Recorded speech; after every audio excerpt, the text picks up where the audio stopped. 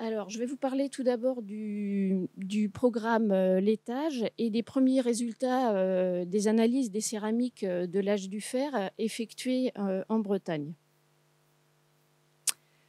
Alors, la problématique repose sur les aspects fonctionnels des céramiques gauloises de la péninsule armoricaine.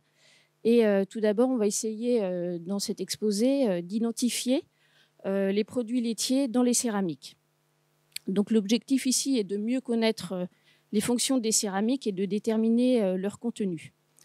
Donc en céramologie en général, on étudie les céramiques sous l'angle typochronologique et les aspects fonctionnels se limitent à une classification par grande catégorie, à savoir des céramiques destinées à la préparation, cuisson, présentation service ou stockage transport.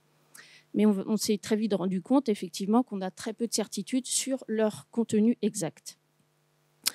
Donc, la méthode va réunir plusieurs angles d'approche croisés et notamment en ciblant par exemple des catégories ou des ensembles spécifiques des céramiques qui tiennent compte de plusieurs paramètres tels que le contexte de découverte, des critères morphométriques et des critères visuels tels que des traces récurrentes ou des résidus visibles.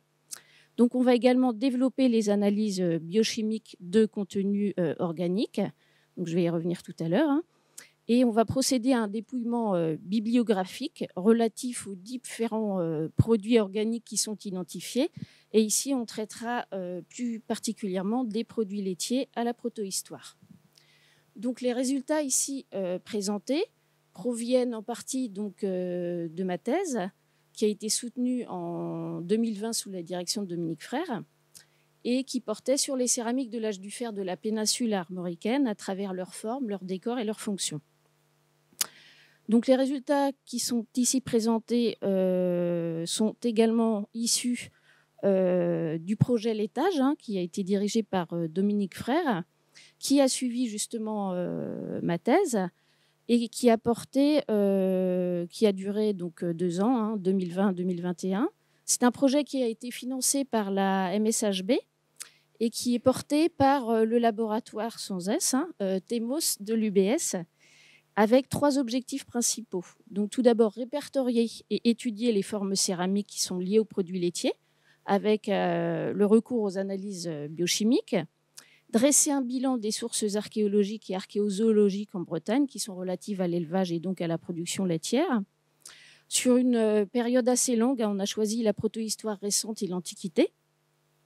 Et enfin, élaborer des protocoles de recherche qui intègrent la céramologie, les analyses biochimiques et les expérimentations en paléotechnologie laitière. Donc ça, c'est plutôt le domaine qu'a développé Dominique, tout l'aspect expérimental, avec des étudiants qui travaillent sur ce sujet-là actuellement. Alors, cette présentation s'articule autour de 4 parties principales. Tout d'abord, un état de l'art, c'est-à-dire un bilan des données relatives aux produits laitiers à la protohistoire récente. Puis j'aborderai la méthodologie adoptée, je vous présenterai quelques résultats et enfin, on terminera par une petite discussion conclusion. Pour ce qui concerne le bilan relatif aux produits laitiers en Bretagne et à la protohistoire, donc on a tout d'abord débuté par un dépouillement bibliographique relatif à ces données. Donc c'est ce que j'ai développé cette thématique dans ma thèse. Et il s'avère que les auteurs grecs et romains ont très rapidement souligné l'importance des produits laitiers dans l'alimentation des Gaulois. Donc en fait, sont soulignés la consommation de lait frais, de lait fermenté, de fromage et de beurre, qui sont donc évoqués directement ou indirectement, puisque les Gaulois sont souvent qualifiés, comme d'autres populations indigènes, de barbares. Donc, on constate qu'on a très peu de détails qui concernent les processus d'élaboration de ces produits laitiers à l'âge du fer en Gaule, et les sources sont totalement muettes pour ce qui concerne les produits laitiers consommés en Armorique. Donc, on va recourir également aux sources archéologiques sur lesquelles on va tenter de s'appuyer. Malheureusement, ça commence mal puisque les données archéozoologiques sont très rares en Bretagne en raison de l'acidité des sols. Donc, je me réfère ici à la thèse d'Anna Baudry, hein, qui a été soutenue en 2012. Et en fait, les ensembles fauniques les mieux conservés proviennent d'occupations essentiellement littorales et insulaires, puisque dans ce cadre-là, le milieu dunaire riche en calcaire favorise la conservation des ossements. Donc ces ensembles fauniques sont difficiles à comparer, évidemment, avec ceux des établissements ruraux de l'intérieur des terres, sachant qu'en contexte insulaire et littoral, on va plutôt avoir des ovicaprinées, alors que dans les établissements ruraux de l'ouest de l'âge du fer, donc cette fois-ci par comparaison avec des ensembles sud-sartois et normands, l'élevage bovin est prépondérant. Alors c'est très embêtant puisque évidemment l'étude de la faune permet d'aborder la gestion des troupeaux et de caractériser les types d'élevage pratiqués qui auront des répercussions sur la production des produits laitiers. Alors, dans une région telle que la Bretagne, où on a très peu de restes fauniques, donc les analyses biochimiques ont montré tout leur potentiel pour appréhender le rôle de l'élevage et de ses produits dérivés dans l'alimentation. Donc voilà quelques exemples. D'un point de vue archéologique, on a quand même très peu de structures qui sont bien identifiées et clairement liées à la transformation et au stockage des produits laitiers. Donc bien évidemment, on va retrouver des enclos ou des étables pour le bétail, ou encore des lieux de stockage de denrées comme les caves, celliers ou souterrains gaulois, mais on n'a aucune preuve tangible de la production et de la transformation de produits laitiers. Donc vous avez ici l'exemple de la première phase d'occupation de pôle Saint-Symphorien, avec l'établissement principal que l'on voit à gauche, et à partir desquels dépendent énormément de souterrains et de celliers. Donc qui sont destinés au stockage des denrées fraîches. Donc, je vous parlerai plus spécifiquement du cellier numéro 2, dont Yves Ménez évoque, par comparaison avec des exemples ethnographiques en Hongrie, la possibilité de la conservation de produits laitiers. Donc, je passe un petit peu rapidement parce qu'en plus, je crois qu'on est un peu en retard.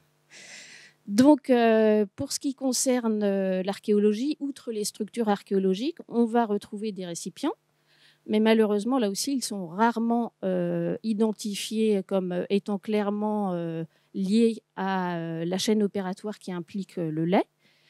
Et on va retrouver aussi très certainement des matériaux périssables qui ont servi dans cette chaîne opératoire et qui se sont dégradés, là encore, dans les sols acides. Donc, on a heureusement quelques découvertes récentes, notamment en contexte humide et anaérobique au sein de puits, où on a fait des découvertes assez prodigieuses avec la conservation de plusieurs dizaines de seaux en bois, notamment dans la bourgade gauloise de Trégueux. Et actuellement, ça c'était une fouille de Oxford Archéologie.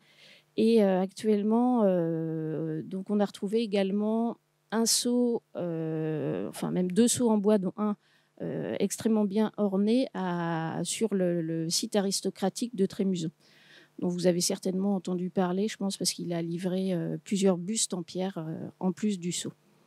Alors, on a des récipients en bois qui devaient être vraiment exploités dans cette chaîne opératoire, sachant qu'ils sont plus résistants au choc et plus légers que les céramiques. Et ils ont certainement eu un rôle prépondérant en complément ou en remplacement des céramiques. À la fois, par exemple, pour récupérer le lait de la traite, donc c'est un classique. Là, on pouvait également aussi avoir un pot en céramique, ou pour le stockage provisoire du lait du troupeau au sein de gerles. Donc, ce sont en fait des très grands contenants en bois. Donc là, je vous ai mis une photo issue de l'exposition qui avait eu lieu à Jubelin, avec 2 petits seaux en bois d'if qui ont certainement eu d'autres usages, mais à l'arrière, malheureusement, ils sont coupés. On voit des seaux vraiment qui sont de très grande capacité, avec plusieurs dizaines de litres de lait de capacité. Et ces seaux ou ces gerles ont pu servir au transport du lait sur le lieu de consommation ou de transformation. Également, on va pouvoir retrouver des seaux qui ont pu servir au barattage pour la production du beurre, puisque des seaux de ce type ont été trouvés, par exemple, en Grande-Bretagne et en Écosse à l'âge du fer. Donc la gerle en bois, il faut savoir qu'elle est encore utilisée, notamment pour l'ensemencement bactériologique naturel du lait, dans la fabrication du Sellers. Donc voilà des exemples qui sont encore, qui sont de personnes qui produisent du Sellers en activité, qui utilisent des gerles en bois. Donc je pense que peut-être que Nicolas en a vu. D'autre part, évidemment, il y a d'autres matériaux périssables tels que les tissus et les vanneries qui ont en grande partie disparu. Les tissus ont pu servir pour le filtrage du lait ou pour l'égouttage du fromage. La vannerie a pu être utilisée pour la confection de faisselles qui peuvent être également en bois ou en céramique. Donc voilà quelques exemples qui relèvent plutôt du monde méditerranéen. Et en conclusion, on peut donc dire qu'on a très peu de preuves tangibles de la fabrication de produits laitiers en armorique. Alors, qu'en est-il de la céramique dans la chaîne opératoire de la fabrication des produits laitiers ? Donc là encore, il y avait certainement un lien très étroit entre les céramiques et les produits laitiers, comme l'indiquent certaines recherches bibliographiques qui montrent par exemple qu'au 19e, les céramiques poreuses ont joué un rôle prépondérant pour la préparation d'émulsions, la récupération de la crème du lait ou pour la conservation des produits laitiers, ce que j'ai développé un petit peu dans ma thèse. Alors, Daniel Alexandre Bidon, dans son ouvrage Une archéologie du goût, évoque par exemple la céramique de Noron à la fin du 19e, avec une céramique poreuse aux parois rugueuses qui donnait davantage de crème, jusqu'à 1/4 de plus que les céramiques à parois lisses. Donc on voit l'intérêt des céramiques poreuses dans la préparation d'émulsions ou la récupération de la crème du lait. Dans le cas d'une préparation chauffée, bien évidemment, on aura recours évidemment à la céramique, puisque c'est le seul contenant qui peut être chauffé. Donc on a bien un lien vraiment étroit entre céramique et produits laitiers, j'y reviendrai tout à l'heure.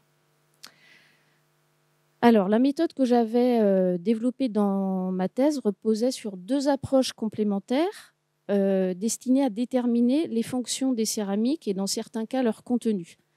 Tout d'abord, une approche fonctionnelle classique, céramologique, qui reposait sur des critères morphométriques et visuels et qui permettait déjà de classer les céramiques en grandes catégories fonctionnelles. Mais on s'est vite rendu compte, évidemment, que cette démarche était insuffisante pour connaître les contenus exacts des récipients. Et donc dans ma thèse, j'ai développé une approche complémentaire qui repose sur les analyses biochimiques de contenu de céramique. Donc c'est une méthode nouvellement appliquée en Bretagne dans les céramiques de l'âge du fer. Donc je reviendrai, je ne vais pas trop détailler puisque Nicolas Garnier nous a fait une présentation tout à l'heure. Donc cette méthode s'intéresse aux résidus organiques qui sont piégés dans les parois des céramiques et elle fait appel à la chromatographie en phase gazeuse couplée à la spectrométrie de masse, c'est ce qu'on appelle la GCMS. Alors il faut savoir que les conditions sont très favorables en Bretagne puisque les marqueurs moléculaires sont très bien conservés dans les milieux acides. Donc d'un côté on n'a pas les ossements, mais de l'autre on a des bons marqueurs bien conservés. Donc on voit ici tout l'intérêt des analyses biochimiques, notamment en Bretagne en terrain acide. Alors, les choix opérés pour sélectionner les céramiques analysées avaient porté sur des contextes clos ou homogènes, sur une chronologie restreinte pour pouvoir comparer les productions céramiques d'un endroit à l'autre.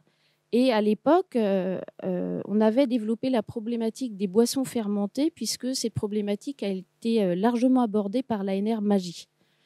Et enfin, on a travaillé sur une catégorie particulière de céramique, je vais y revenir tout à l'heure, sur les vases filtres ou vases à perforation multiple, dont les fonctions oscillent souvent entre faisselle ou filtre à boisson.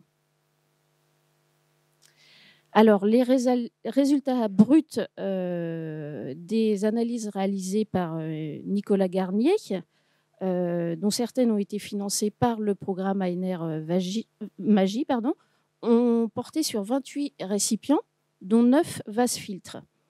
Alors, ce diagramme montre qu'on a des produits biologiques très variés et parfois inattendus, comme les marqueurs dans les premières colonnes, du jus de raisin fermenté qui sont majoritaires et qui posent le problème de sa provenance. Donc là, avec Dominique Frère, on a rédigé un article sur ce sujet qui est paru récemment dans la revue de l'INRAP. Archéopage, merci. Alors, il s'avère ici qu'on a 60% des céramiques analysées qui présentent les marqueurs des produits laitiers. Donc, avec les marqueurs des corps gras animaux, on l'a souligné ce matin, qui sont très bien représentés, donc c'est la colonne juste avant, ces chiffres indiquent l'importance de l'élevage. Et d'autre part, tous ces résultats, donc tous ces différents produits biologiques identifiés ont été remis en contexte à travers une approche pluridisciplinaire, et ici notamment à travers une approche ethnographique qui repose également sur les sources archéozoologiques locales pour les produits laitiers. Alors, ces résultats ont donc montré les marqueurs des produits laitiers dans 60% des céramiques analysées. Donc, c'est une proportion très élevée puisque sur des analyses effectuées sur des sites anglais, la part de ces produits représente un tiers des échantillons analysés. Donc, malgré la rareté des données archéozoologiques, l'importance de l'élevage laitier en Bretagne à l'âge du fer a pu être mise en évidence grâce aux analyses organiques. Donc là, je fais de la pub pour Nicolas. En Gaule, il faut savoir que les études archéozoologiques ont démontré parallèlement l'accroissement de la production laitière au cours de l'âge du fer. Donc cette proportion très élevée montre leur rôle prédominant dans l'alimentation, mais aussi, et là je ne vais pas le développer aujourd'hui, dans les rituels funéraires et domestiques. Donc cette problématique est un sujet nouveau abordé grâce au croisement de différentes approches. Et je traiterai ici deux exemples en particulier, les pots tapissés de résidus noirâtres internes qui présentent également des traces du suie et les vases-filtres. Alors tout d'abord, pour ce qui concerne les pots avec de la suie et qui présentent des résidus noirâtres internes, donc je pars de cette découverte très intéressante d'un petit pot qui a été mis au jour en place au sein d'une cave d'environ 10 mètres de long, très bien conservée.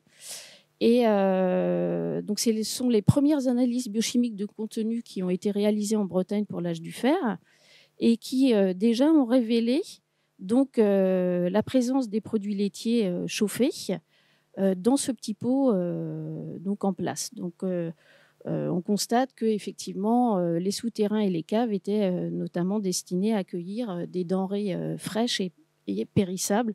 Donc là, on a vraiment ce que disait Dominique ce matin, l'exemple type d'une conserve de lait, enfin conserve de produits laitiers. Alors les résultats ont donné des produits laitiers, mais ce qu'il faut savoir, c'est que la chimie, et là on ne l'a pas encore abordé, ne permet pas pour le moment de faire la différence entre le lait, le fromage, le beurre et la crème, tous étant issus du même produit et ayant la même composition chimique. Donc là, c'est un biais un petit peu, enfin pas méthodologique, mais on a là les limites des analyses biochimiques. Donc je ne sais pas, peut-être que Nicolas pourra nous en reparler après. Il y a peut-être des techniques maintenant qui permettent de savoir, qui pourraient peut-être permettre d'identifier plus précisément les différents produits laitiers conservés. Alors, dans le cadre de ma thèse, donc, j'avais déjà repéré que ces résidus noirâtres internes et qui présentaient de la suie à la surface de la céramique, donc j'avais déjà repéré qu'on avait d'autres céramiques de ce type, notamment au sein du souterrain de Ploudaniel-le-Parcoux, qui n'avait pas été analysé à l'époque. Donc c'est Océane Guerville qui m'avait indiqué cette découverte. Et donc, j'avais établi des parallèles au sein de la thèse. Donc, dans le cadre du projet Laitage, on a décidé de réaliser une analyse biochimique sur cette céramique. Et on s'est intéressé également à une catégorie fonctionnelle de céramique. Ce sont les pots à anse qui posent des gros soucis de fonction en Bretagne. Et on a analysé un pot de ce type qui a été découvert en place dans un souterrain de la Tène moyenne. Donc le souterrain de Plounéour 13 le Viquet, qui a été fouillé il y a déjà pas mal de temps par l'équipe du conseil départemental du Finistère.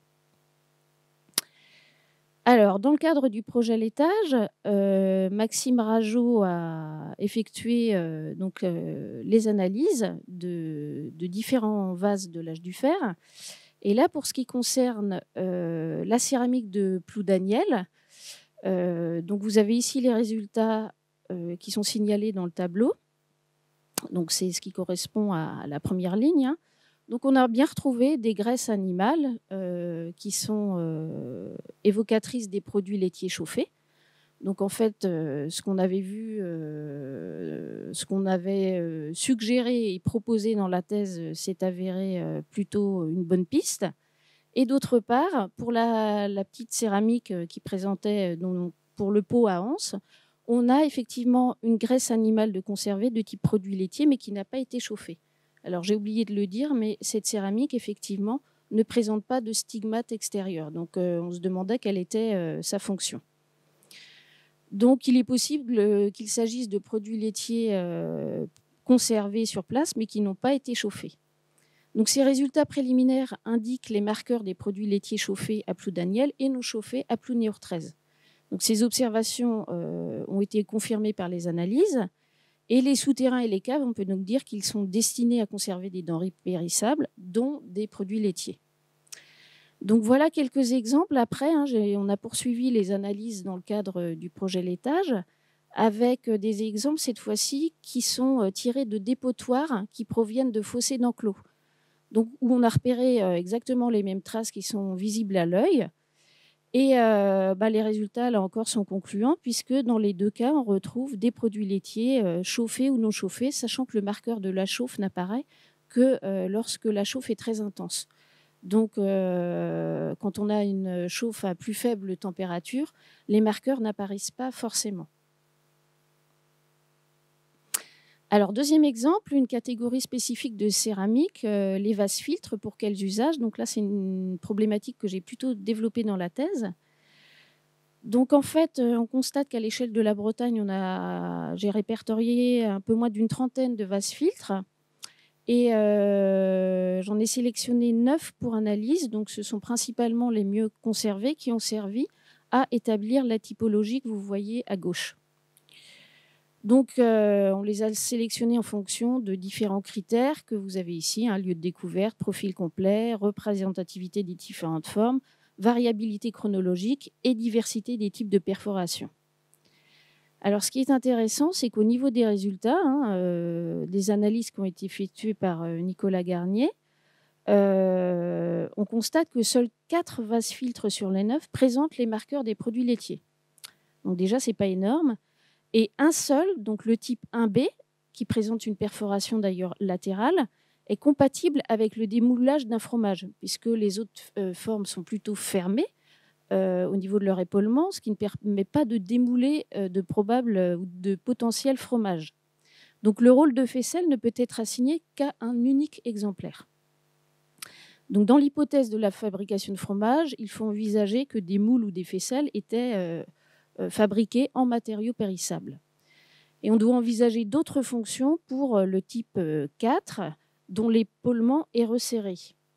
Alors moi, ce que j'ai proposé, c'est l'hypothèse de couloir à lait, encore dénommé filtre à lait ou passe-lait, pour filtrer le lait et éliminer les impuretés. Donc on voit bien ici, vous avez des comparaisons de systèmes traditionnels de couloir à lait en aluminium qui sont tout à fait comparables au type 4 de l'époque gauloise qui apparaît en haut à droite de la diapositive. Les vases filtres avaient aussi d'autres fonctions, par exemple comme filtre pour les boissons fermentées, donc on l'a vu au niveau des résultats des analyses, et comme filtre pour les graisses. Donc là encore, dans le cadre du projet Laitage, on a analysé cette écuelle dont le fond a été retaillé. Donc c'est une petite écuelle à haut col, carénée, et qui présente une perforation centrale. Et en fait, on retrouve énormément de marqueurs. Elle a été très fortement imprégnée par les marqueurs de graisse animale chauffée. Donc je propose également comme fonction, donc ça c'était avant de faire cette analyse, de filtre pour les graisses, puisque ces marqueurs sont assez récurrents. Donc en conclusion, les marqueurs des produits laitiers dans les céramiques sont très bien représentés, ce qui montre le rôle déterminant de l'élevage en Bretagne à l'âge du fer. L'importance des produits laitiers dans le bol alimentaire a été révélée par une approche croisée qui mêle à la fois la céramologie, les analyses biochimiques, l'ethnographie, les données archéologiques et les recherches bibliographiques. Et d'autre part, il serait souhaitable de développer les expérimentations pour disposer de marqueurs chimiques de référence. Cette présence de produits laitiers est souvent liée à celle de jus de raisin fermenté, vin ou vinaigre. Donc, ce qu'il faut savoir, c'est que le vinaigre peut provoquer la coagulation, mais il n'est pas indispensable. Il peut être aussi utilisé pour relever des préparations assez fades comme les bouillies et rendre consommable un vieux fromage qui a trop séché, par exemple. On notera également l'impact du sel dans la conservation des produits laitiers qui devait être sans doute considérable dans une région productrice de sel comme la Bretagne à l'âge du fer.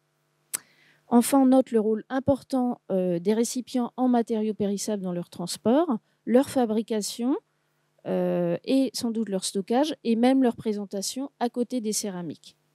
Et enfin, il reste des interrogations sur la nature exacte des produits laitiers pour les discriminer.